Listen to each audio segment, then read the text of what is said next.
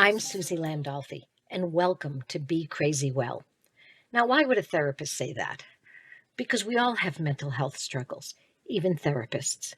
The good news is we have so much more information about how we can be crazy well. On my podcast, we don't focus on what's wrong with us. We want to know what happened to us. We're going to explore how trauma affected us, both negatively and positively. That's right. I said positively. It's called post-traumatic growth, and it's a real thing. Be Crazy Well will share mental health wellness practices, the newest mental health research, and most importantly, how we all get to create the person we deserve to be and the life we deserve to live. So join the mental health evolution and be crazy well. So, Matt Shepard, I want you to know something. We got so many wonderful comments about your story, about what you shared, that the producer of this podcast texted me yesterday, when are you going to do the second part with Matt Shepard? So I just want you to know. Because I remember sometimes when you were afraid to say anything. Yeah, it's, I think it's more so along the lines of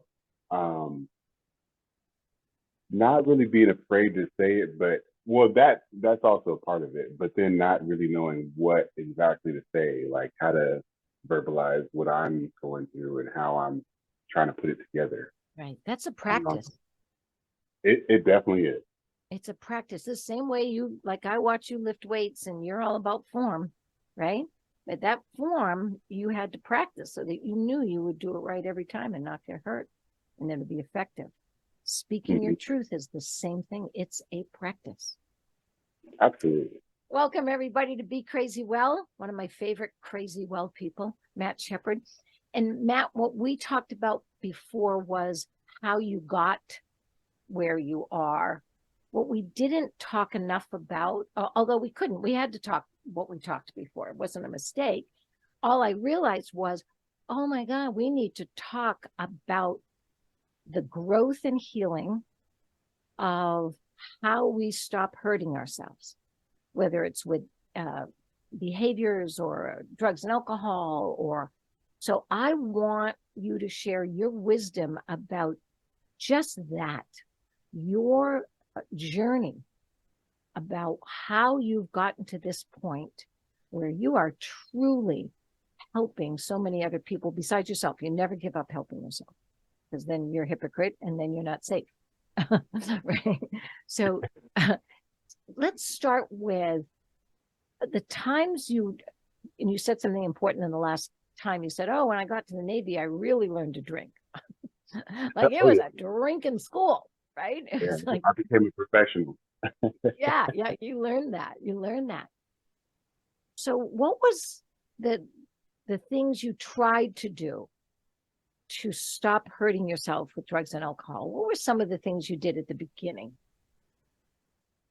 Well, I think at the beginning, it was kind of me, like I obviously knew I had a problem, but I didn't know that I was. How'd you know that? How'd you know there was a problem? That's important. So I've tried to stop drinking before, and I've done it, I guess successfully for an amount of time, and that was while I was in the transitional housing. They didn't allow you to drink or use, so I mean I couldn't. And that goes back to the rules thing, because I've always done what I want. I've always just not really followed rules. I've just done what I want. So that kind of tested me in having to actually follow rules.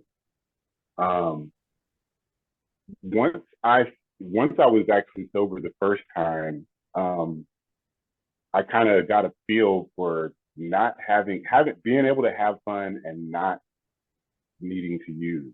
So that's one of the first things you noticed, that you could have some fun without drinking. Yeah. I think when because I never I was sober, but I never committed to being sober because I didn't have to. So when I got sober this time, it was because the kind of little intervention, and I was like, you know what? It's not fun to drink. It's not. I'm not having fun. I was running away from problems and issues, and at some point, when you're using drugs or alcohols, you're trying to do it to have fun. It was not any fun. It was me just waking up and using and trying to run away from the fact that I felt bad and I felt shitty and like, okay, well, you feel shitty, let's do this again. No, no, like I'm trying to forget how bad I felt. And it was just stacking up on top of each other. So when it was suggested that I stop or get help, I was like all for it because I didn't know how to ask, but that was me messing up put me in the position to where somebody noticed and I was like, yeah, Yes. I definitely need this. Say that again, because so many people get mad at children and adults that are messing up, and then they punish them. When in fact, Yeah. you just did something brilliant. What are they Mhm. really doing? It was me saying, hey, I need help. I just Yeah. don't know how to ask for it. Like Yes. I'm noticing this too. So yeah, and we had a talk before I went out or before I came here and you told me like, hey, look at it as if you feel like you need to drink, then maybe set a goal for yourself and give yourself a year. Stick with this for a year and then do it. And maybe who knows, it might not be alcohol. You can come back to it. And that's where you got me. Yeah. Uh, So why? How did I get? Why did that work for you? um, in a sense, whether I believed it or not, I knew that, okay, let's just, because I didn't really know the gravity of how hard it was going to be. Um, in my head, I kind of like to catastrophize things. So in my head, thinking, oh, I can't ever do this again, that's impossible. Yeah. um, becoming sober is more a day-to-day thing. So you have to be present and you kind of have to just be there and sit in it in that moment. Um, so that was really the easiest way I took to it because my anxiety would build up. Me thinking I can never do this again, and then that just kind of throws me out of whack. But um, using the tools that I've learned with like MVP and with you and like meditation and um, big heart ranch and stuff like that. All of those things are like playing parts in me saying, okay, I know how to stay present. I know how to be with myself for the moment. I just have to do this and then repeat that and then repeat that. So, I mean, it really helped. So I got here and that's what I did. Like maybe it was something to the effect of, okay, this is going to be only 3 months that I'm out here. And that Where'd you started go going, first? Where did you go first? Like when you say here, because most okay, people won't know. So you were in LA and we uh-huh. got an So offer for you to do what? to come to a recovery program, Nashville Recovery Center out here in Tennessee. Okay. Nashville, Tennessee. From LA. Yeah, and I was like, Tennessee? Yeah, Tennessee. Good um, barbecue, some good barbecue and yeah. good music. And I was like, you know what? I'm down for it. I'll go. I'll try it, you know? And so the program originally was for 90 days. So I was like, I can hack 90 days. Like, that's easy.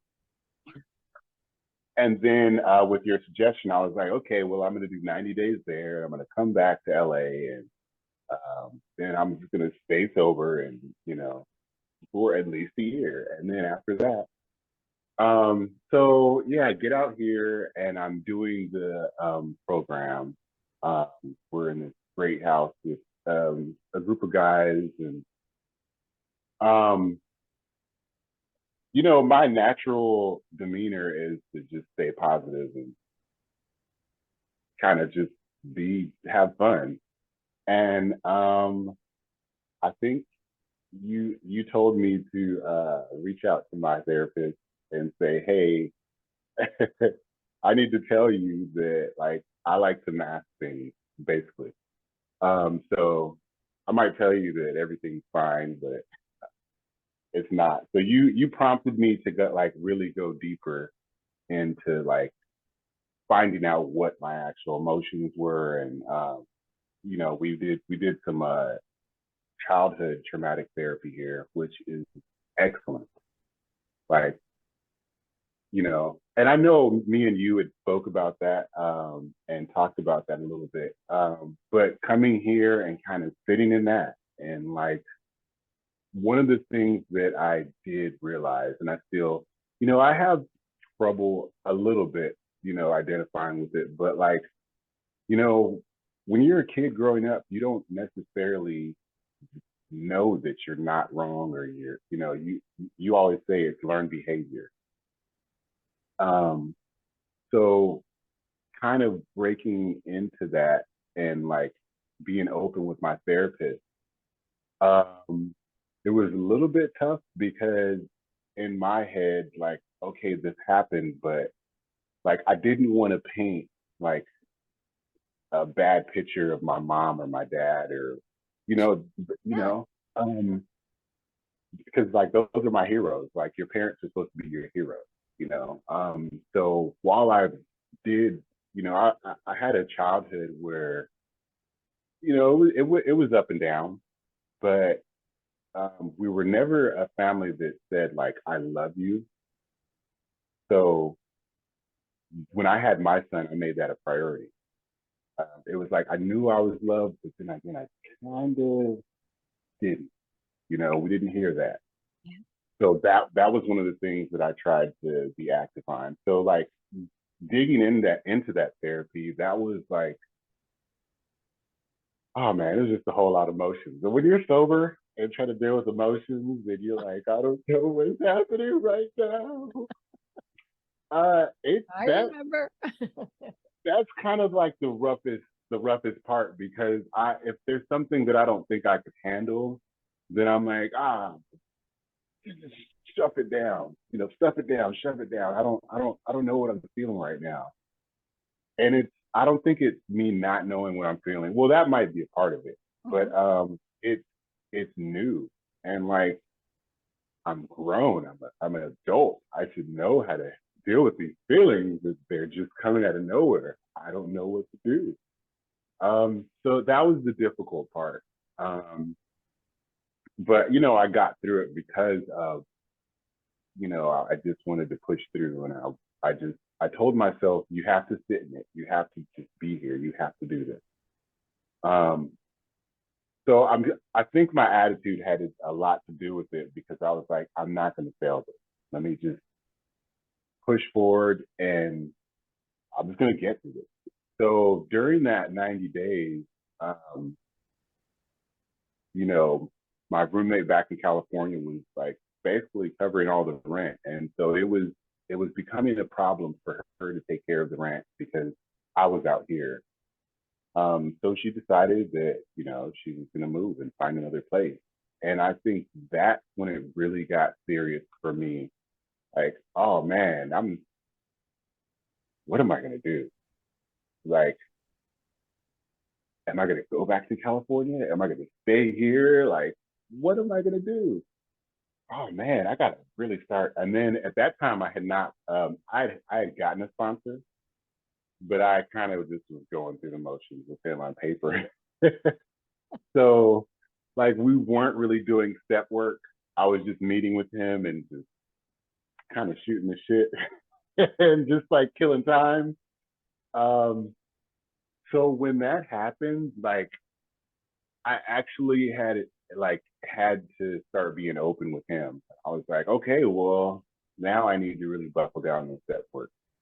So I have no control over things, and this is one of those things.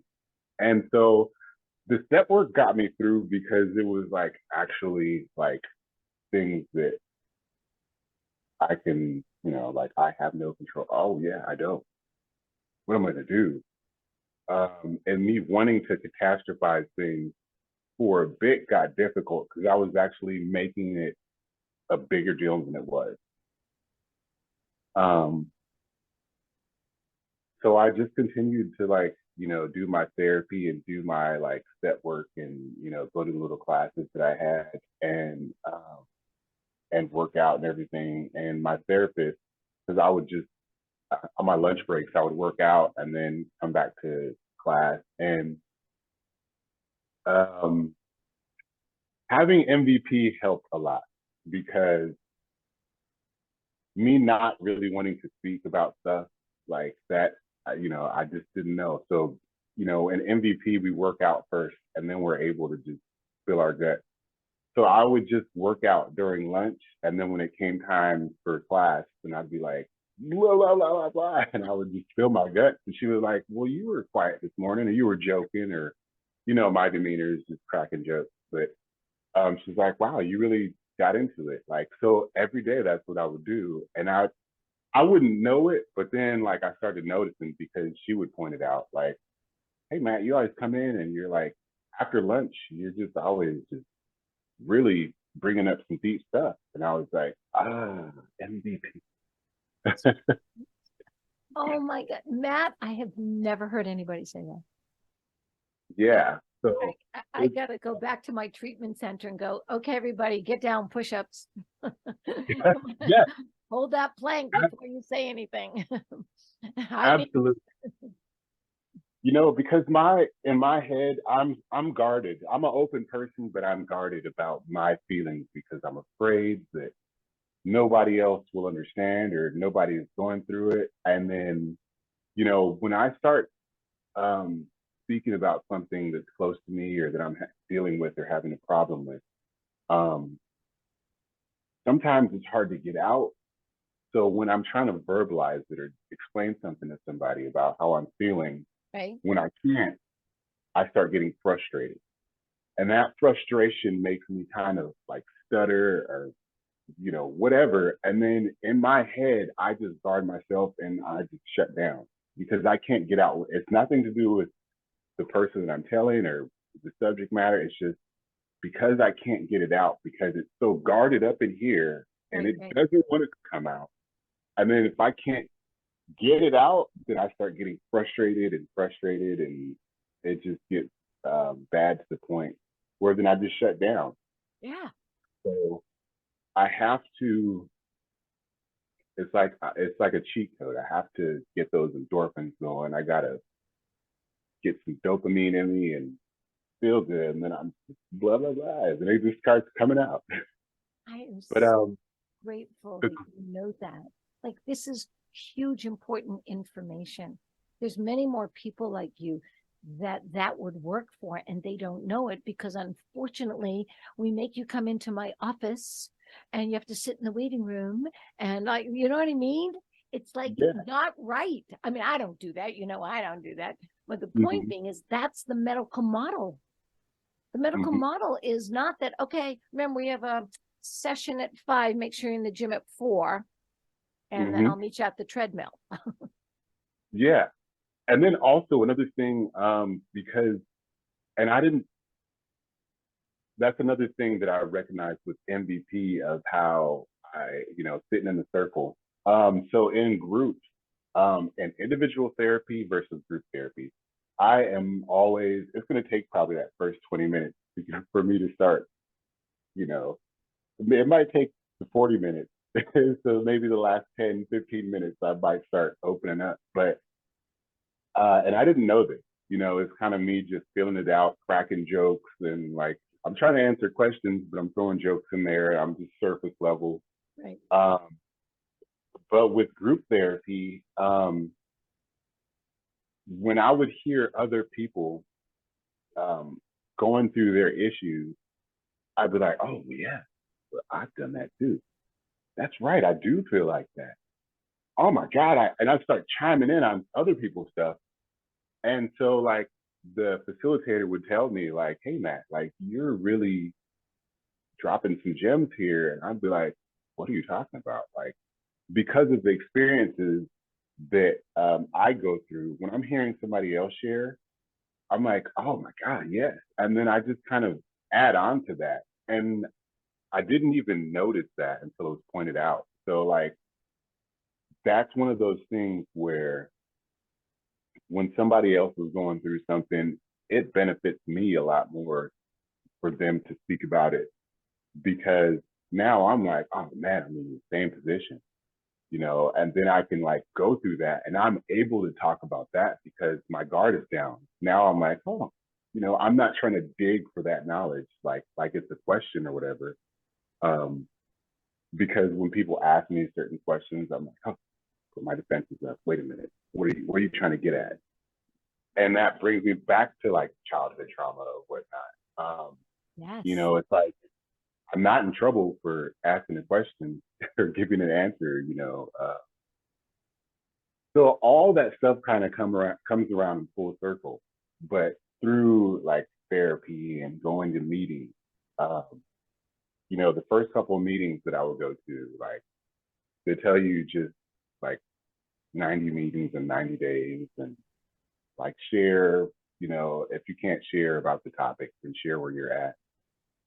And a lot of, I think the first maybe 2 months of meetings, I would maybe share some, but when I really started sharing the stuff that I was going through, because I would hear other people, their shares, be like, oh, well, I'm not even from here and blah, blah, blah, blah, blah. And I don't know what's going on. And I don't know if I want to be here. I don't know if I want to go back.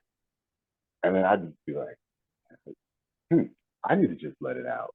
I don't know why I'm holding on to this. Like, it's not like I'm keeping a secret. And it's like, there's no secret to keep. Like, you're here to work on yourself. So, like, let's just unload and unpack all that stuff. Um, so, yeah, I found it very beneficial when I opened my mouth and just started, like, letting everything drain out, basically. What? So you went from what we would normally call the treatment center. Did you go into a sober living? Is that what this apartment is right now? Yes, I'm in a sober living right now. Okay. And So, what's that look like? And what was that transition like? um, so you know, in the treatment, first off, is there's stages. So like you have a curfew and this, that, and the other. Um, so my thing was like, okay, like I'm actually thriving in the like portion where there's all these rules because like I'm new in Tennessee and I don't have a car and like there's nothing really I can do. Like, but I didn't want to screw anything up because I was like, I told myself I was going to do this, so let me do it.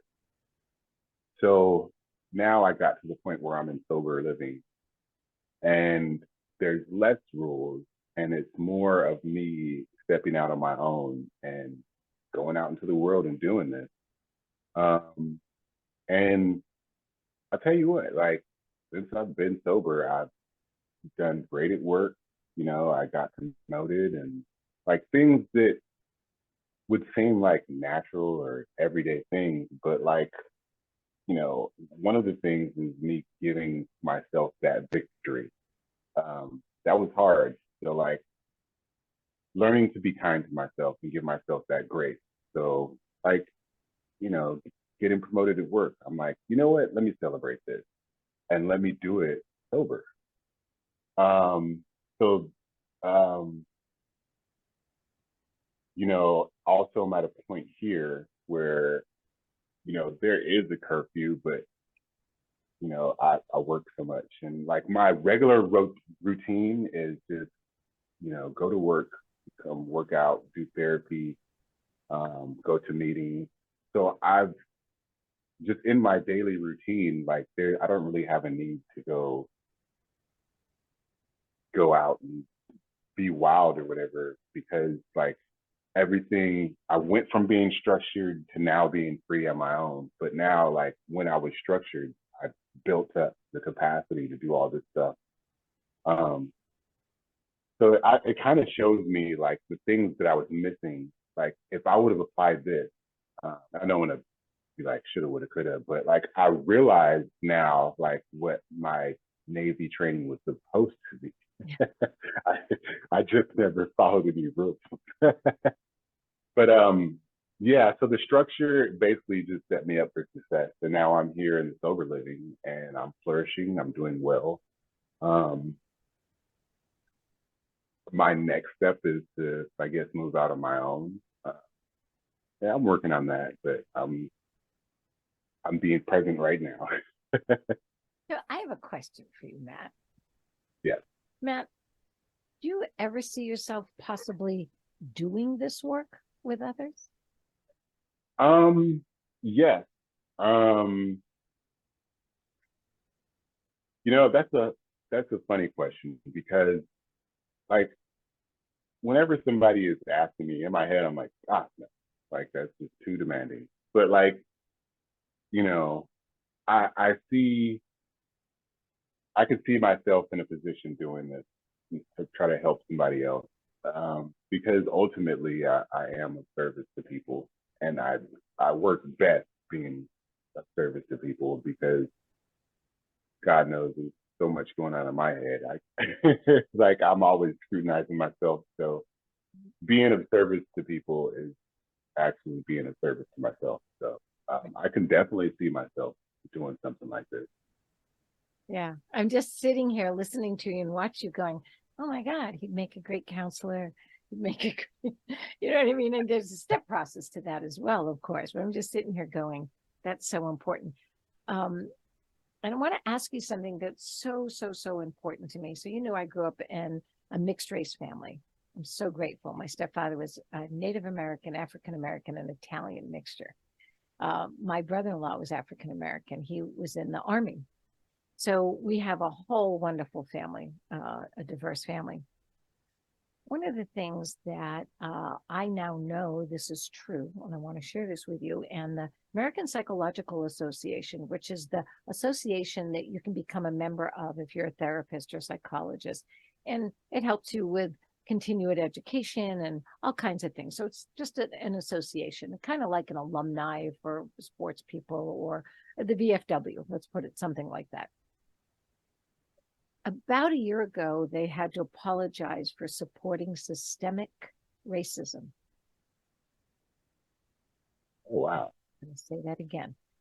They went online in social media, you can go back and look it up, and they had to apologize for supporting systemic racism. We know that the NFL has had its issues with race norming on traumatic brain injury. I bring this up because everything has to be put in context. So when you were looking at your childhood, it wasn't just your parents and what they did well and what they didn't do well. It's their trauma too that informed them, because now you know, now you're seeing the real connections of all of that historical trauma. How do we not talk about trauma, how it informs us, without talking about racism or sexism or homophobia? That's the petri dish. That's so one of my degrees is in community psychology. So I just wanted to ask you about that. And have you done any sort of thinking about just, you know, as a man growing up in LA, and now as an African-American man, and what that all informed so much of you, and even now in Nashville? Wow, that's kind of great that you brought that up because definitely that's definitely affected things. There's maybe this perception to some people that, you know, racism is not alive and well. And it is. You know, some people don't see it, and it's kind of hard to explain it to people because, you know, first of all, if you don't notice it or you don't see it or if you don't believe it's there in the first place, then that's part of the problem. You have it. So, yeah. You don't see it, you have it. Yes. So me trying to explain it is like kind of counterproductive. Yeah. So when I grew up in Pasadena, like well, I've lived all around Pasadena, but my grandparents lived on like the east side in Upper Hastings Ranch, which I can remember walking home. It was a well-off area. I remember walking home several times and like being followed by police. Like, they would just, I'd be walking up the hill and they'd be creeping up behind me. And every day they just, you know, Oh, um, and that's something that as a child, you don't like, I used to watch like the cops and robbers things. And there was a point where I'd be like, I want to be a cop. Then there was a point where I realized, well, I've always known, but like seeing it firsthand, where then like you're like law enforcement is bad. I don't believe all law enforcement is bad, but that is one of those things where there's a certain point in every black father's or black parent's lifetime where they have to have the talk with their kids, especially if you have a son. Like, this is what you do when you see police, because of the issues that we have. And I had that talk with my son quite young, when you see police act like this, walk like this, you know, show your hands and stuff like this. And having to explain that to people is when they really kind of were like, no, are you for real? And I'm like, I'm not just pulling your chain. Like, it's the real thing. So when I actually got here, that was one of the things that stuck out to me because like I was one of the only um, black people in the program. Um, in meetings, there'd be some people, but you know, I would look at people and their problems. Everybody's addiction problems are valid, but some of the things that some people would share about, and I'd be like, oh my God, you're on a totally different level. Like, you're an adult and you're not liking the program because your parents won't pay for this, and you really just, you went out and you got drunk and crashed the car, and now you're feuding with them because like you're trying to get out of the program instead of, so like that was another reason I was like, I'm truly blessed to have this opportunity because I really need this. And then knowing that other people weren't really taking it seriously, and then being like, the only black person here, and like I was having to, and I actually verbalized as well, like, you know, having to deal with the issues of racism. And when I started working, it was like, you know, this place is like, it's open carry here. And there's people that are still, I mean, it's Tennessee, it's, it's the South. is it? Like, so I've had those run-ins where people are like, you know, calling me names and such and such. And luckily, I'm in a place where, of course, it affects me, but I have the support system where I can unload that on, and not let it tear me apart. But yes, having to explain that to people that are clueless to it is daunting. Luckily, the support that I got from that, because I don't like to act as if you don't know, maybe you haven't been around it. But I mean, if I'm telling you and you don't believe me, then that's another thing. But when people's eyes are open to it and you're like, oh my God, I just realized it, then it's just kind of like, okay, well, maybe you were, you know, not so much. I don't think that you knew that you were a part of it, you Right. know. Yeah.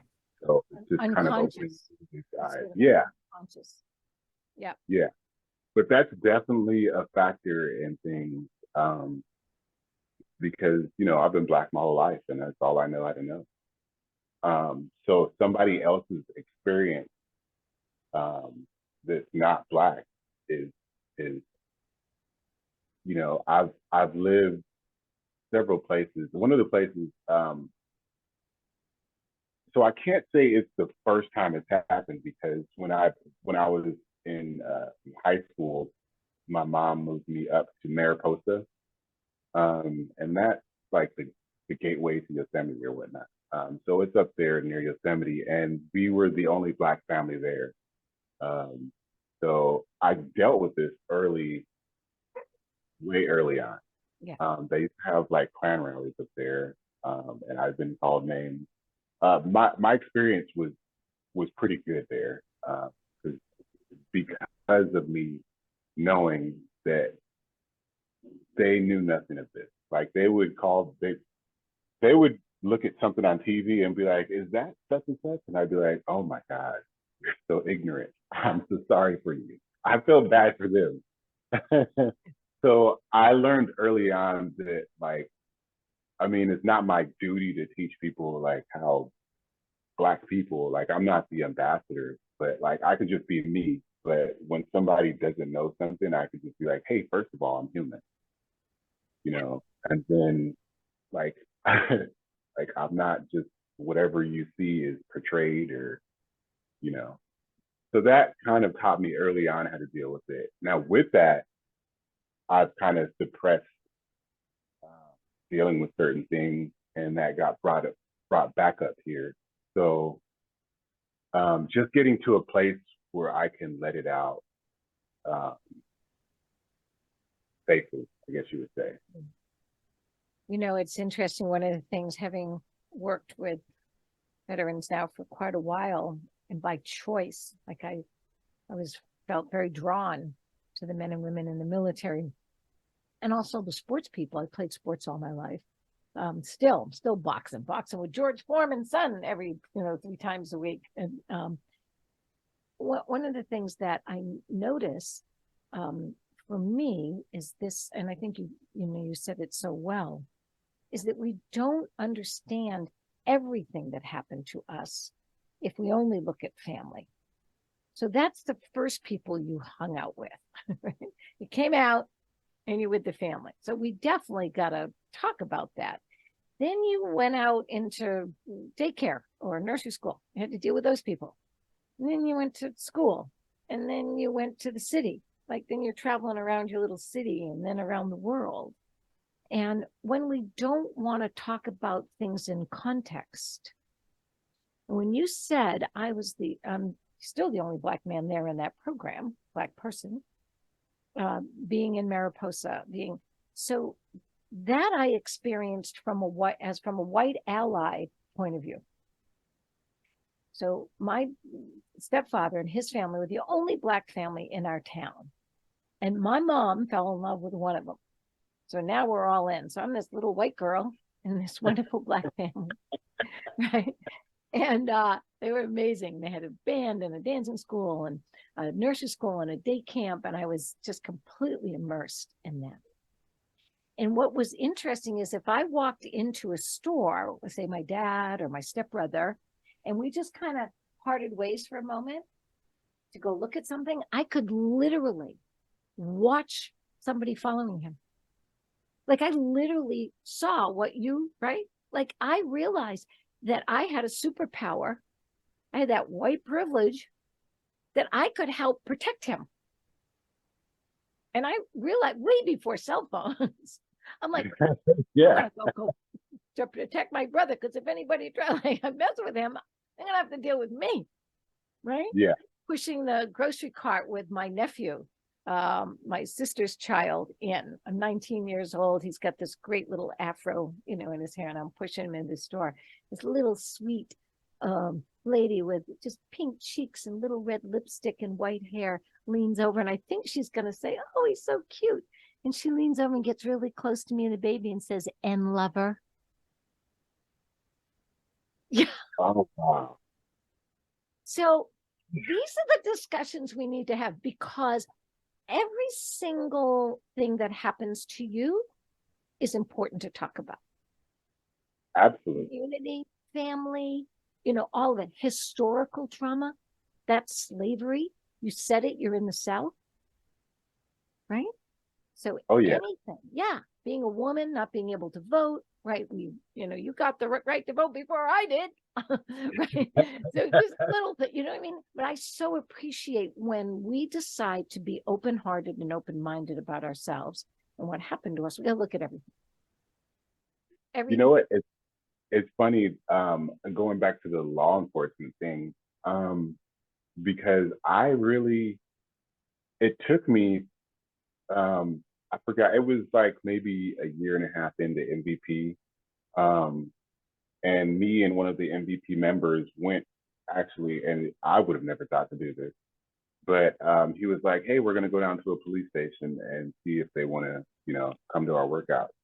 I was like, "You sure?" And he's black too, so I was like, "Are you sure?" And so, actually doing that, and then seeing a couple of law enforcement, they came a couple times. And then they sat in a circle and we kind of like spoke on it. Um, so that kind of stuck with me. Because even now, like if I see a cop on the road, or like especially if one gets behind me, like there's that little cannon two, like, is everything good? But it's not a safety issue. It's more a life or death thing, because in my head, I'm like, I can die. And having to explain that part to people. And like I said, like not all law enforcement is bad, but especially with what was going on at, a couple years back. But this has been happening the whole entire time. So like when it happened, out front and everybody saw it while the world was stopped, especially now, it's like you can't say that this doesn't go on. Like now you see it, and this has been happening. Right, right. So, it's that,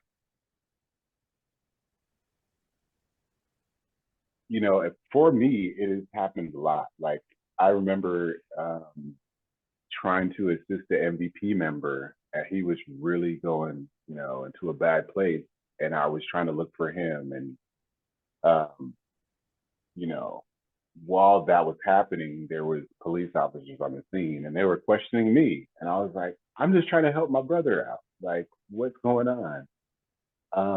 So there's a lot of bad interactions that I've had with law enforcement, but like, it's me having to shed that weight, because it gets heavy, you know. Um, it definitely gets heavy, and the racial stuff along with that, like having to explain that's another layer of weight. Yeah, and I vowed I was gonna, if I'm gonna do this work, I'm talking about everything. Like we're just going right in. We're gonna talk about it all, which is the same that you said about I gotta go deep. We gotta go deep, and we've got to go complete. We got to talk about everything. Matt, I can't thank you enough. You are just such a joy. You're such an inspiration. I mean, when I get to watch people become the people they deserve to be, you said earlier, I need this. You deserve this. You deserve all of this. So I want to thank you, and I can't wait to come to Nashville. I'm coming to Nashville. I'm going to take you out for some barbecue. We're going to go get some. Yeah, we might do a little country dancing or whatever. Yeah. We can do that. I'll bring a cowboy hat even, because you know me. Oh yeah, you got several back there. Yeah, I got a bunch. So, oh wait a minute, we got one right here. I got you. There we go. Oh, nice. Yeah, with my Stampede strings, just in case my horse runs away with me, I can keep my hat on. Matt Shepard, I always say this, you were named the right last name. You are a shepherd. You gather the flock, you protect them from the predators, and you're one of my great friends and inspiration. I just adore you, and I'm so proud of you and so grateful you're in my life. I need you to know that. Thank you. Likewise, Suzi. Namaste. All right, everybody, be crazy well. Try to be as crazy well as Matt. There you go. Now you've got a bar to get to. And remember that the theme song, Be Your Best Self, is by Kalvin Love. Look him up. Great songwriter. Everybody, until next time. Bye, Matt. Bye, Matt Shepard. Be crazy well. Take care. Love